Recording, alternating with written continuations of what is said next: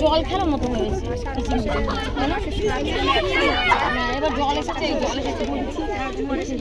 জল নাই মানে এবার হচ্ছে কি এই আমরা জল সেজে বাড়ি চলে যাই এতক্ষণে তারও কত আগে কিনবে